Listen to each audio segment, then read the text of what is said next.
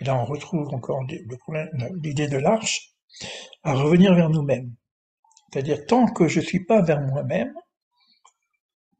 j'ai aucune possibilité. Je ne suis qu'un robot fabriqué par un ensemble d'influences extérieures. Tant que j'ai pas pu enlever toutes ces écorces d'influences qui font que je ne suis pas moi-même, mais que je suis qu'un répétiteur de ce que j'ai reçu, positif comme négatif, c'est pas moi. Donc le message qui a été donné à Abraham, Lech Lecha, est vraiment pour moi en tout cas le première démarche, et c'est comme ça que nous allons commencer entre nous pour ce projet de l'Arche d'Abraham. Euh, et si je reviens un petit peu à ce qu'on a déjà vu, cet élan, c'est pas un élan d'amour vers soi-même. On ne veut pas se regarder, dire que je suis beau, que je m'aime, etc. Non, c'est pas tout ça. Il y a une construction de soi, mais pas pour soi.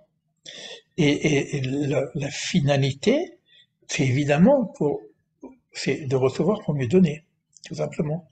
C'est de reconnaître ce qu'on est pour pouvoir émaner, pour pouvoir partager. Donc c'est un élan d'amour vers tout ce qui nous entoure. Donc là, si on avait quelque chose à faire aujourd'hui, c'est de penser à nos proches et de faire qu'est-ce que je peux faire, que par la prière ou par autre chose, qu'est-ce que je peux faire pour mieux les aimer, comment je pourrais apporter du bonheur à l'autre. Alors ce que j'ai dit aussi ici, et on va revoir tout à l'heure, ça va être assez puissant avec quand on va lire les psaumes, parce que là on a vraiment un grand prophète qui est David qui nous amène qu'est-ce que le bonheur. Plus grand est le bonheur que nous donnons aux autres que celui que nous recevons. Ça, je pense que tout à chacun l'a déjà vécu. Là, je dirais que le bonheur est contagieux. Donc c'est vrai, si vous êtes heureux, vous pouvez émaner du bonheur. Mais quand vous apportez du bonheur à l'autre, il y a quelque chose qui se passe. Pour ça, bon, pour ceux qui sont dans le groupe, là, j'ai envoyé une petite vidéo sur cette expérience quand j'étais jeune et que j'avais donné 5 sous à une dame. Et c'est vrai que j'ai ressenti quelque chose, un peu une exaltation, de joie, que j'ai pas compris, mais j'étais tout jeune. Donc c'est quoi aimer? Aimer, c'est un verbe actif. Alors, le problème, c'est que en français, on a cette notion que j'aime, j'aime ce que je reçois, j'aime ce que j'aime ce qui me fait plaisir. J'aime ce bon plat, en général, j'aime ce qui vient vers moi, qui m'apporte quelque chose de bon. Mais c'est pas un verbe actif. Le verbe actif de aimer, c'est donner. Donc, ça veut dire que quelque part, est-ce qu'on a besoin, est-ce qu'on n'aurait pas besoin, c'est pas moi qui dis ça, il y a d'autres qui le disent, hein, d'apprendre à aimer. Parce que c'est pas évident. On a une réalité égocentrique.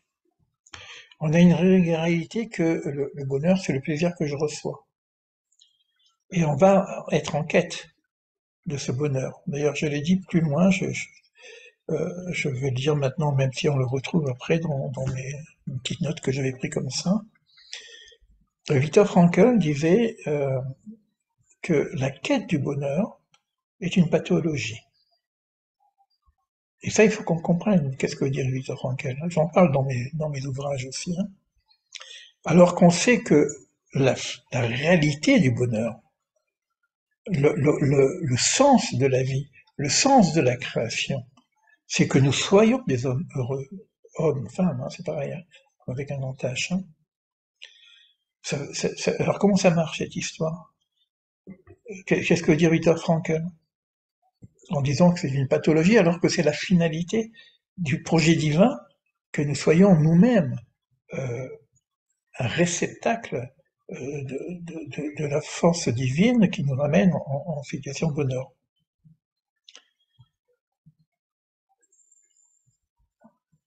Alors, il y a des réponses à ça, hein, on pourrait en discuter tout à l'heure. Euh, C'est-à-dire que c'est pas qu'on refuse le bonheur, c'est que c'est la quête du bonheur qui est pathologique. Le bonheur est un résultat d'une action qu'on fait. Et la meilleure action du bonheur, c'est celle de donner. Et c'est parce que je donne à la vie que je reçois de la vie. C'est parce qu'est-ce que la vie me donne, c'est qu'est-ce que je peux donner à la vie. Et c'est là que il y a quelque chose qui va s'installer en nous parce que je deviens l'être à l'image de Dieu, B'Tselem Elohim. Or, l'image de Dieu, c'est quoi Tselem Elohim? C'est l'être de bonté qui donne. Et à partir du moment où j'arrive à réaliser mon vrai Lechlecha, qui est aller vers soi, mais pas pour soi, si ça veut dire quoi aller vers soi, mais pas pour soi, c'est donc aller vers le soi, le grand soi, c'est-à-dire vers le divin. Or, parfois, je ne sais pas comment aller vers le divin, mais je vais aller vers le projet du divin. Donc, et le projet du divin, c'est de donner. Donc, je vais être à l'image de Dieu, et ça, c'est tout le panier de Déborah qu'on a fait ensemble, c'est-à-dire, je vais aller à l'image de celui qui donne. Donc, je vais aller vers l'autre.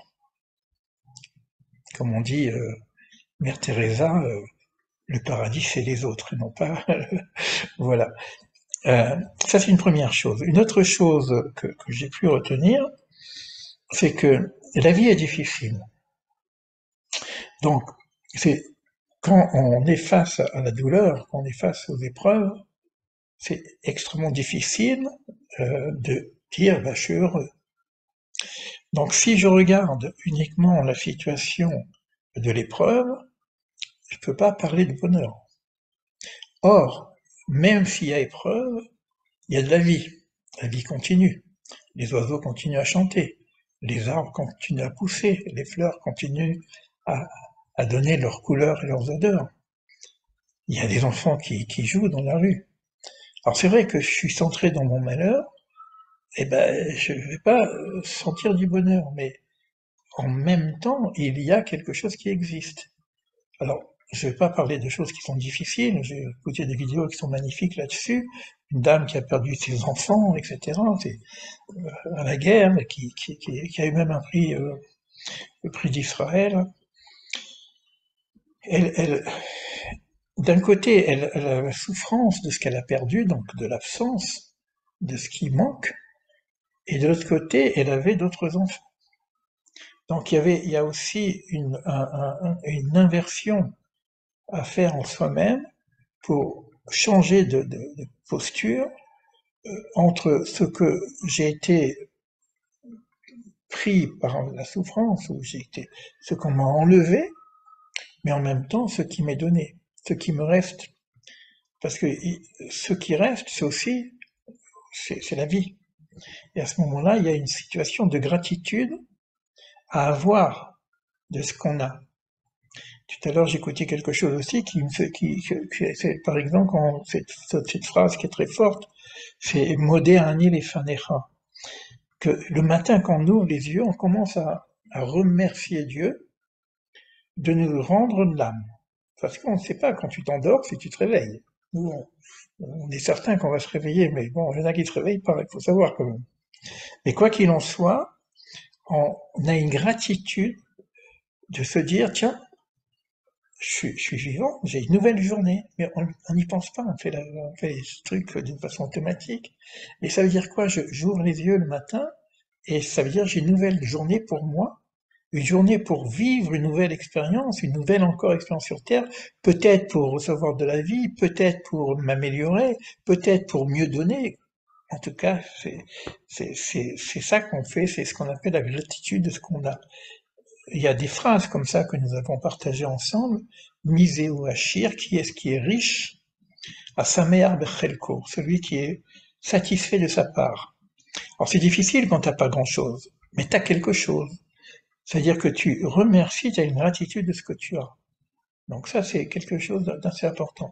Et j'ai aussi marqué deux mots ici pour me rappeler. Comme je dis que c'est pas du tout du sans filet, c'est aussi c'est quelques notes de réflexion que j'ai posées. Il y a plusieurs vidéos que j'ai écrites là-dessus. C'est la différence entre l'existence et la vie. c'est qu'on a Luc avec nous qui est pas un spécialiste de la vie, mais un questionneur de la vie. C'est quoi la vie, quoi? Alors, déjà, exister, c'est sortir de soi, quelque part, exister, mais pour exister, il faut un espace. S'il n'y a pas d'espace, tu n'as pas d'espace pour exister. Donc, quand tu prends un espace, c'est ta place. Et ben, mais vivre, c'est pas simplement exister, c'est beaucoup plus que ça. C'est donner, c'est s'ouvrir à l'autre. Même laisser parfois son espace pour l'autre. Quand vous êtes dans le vivant et que vous êtes dans l'éducation, vous faites attention que l'enfant, il ait son espace même s'il vient chez vous. Donc il y a une différence entre la notion d'exister qui fait que j'ai pris la place, il n'y a pas de place à l'autre, et s'ouvrir et lâcher son espace personnel pour qu'il y ait de la vie qui s'installe, de la vie autre que ma propre existence. C'est ça la vie. Et ça, dans le rapport avec l'Erklecha, il y a l'ego qui prend beaucoup de place, et lorsque je veux arriver à vivre, je dois récupérer cet espace de l'ego pour que mon âme puisse retrouver sa place. C'est une première chose. Maintenant, plus encore, par rapport à l'autre, aussi. Si je prends trop de place, il n'y a pas de place pour l'autre.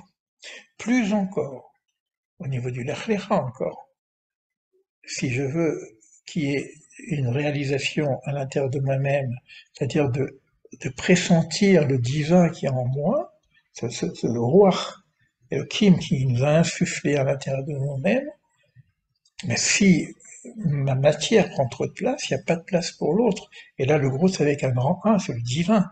Donc il n'y a pas de place pour le divin, il y a trop de moi. Il y a trop de moi, il n'y a pas de place pour le divin. À ce moment-là, si je laisse l'espace, donc il faut creuser, il faut réduire son moi quelque part. Donc c'est un travail d'éveil quelque part. Ça nous amène c'est tout simplement un travail d'éveil. Voilà, donc ça c'est pour la partie. On va échanger sur ça. J'espère que vous avez des questions là-dessus. Donc je vais faire juste une petite coupure.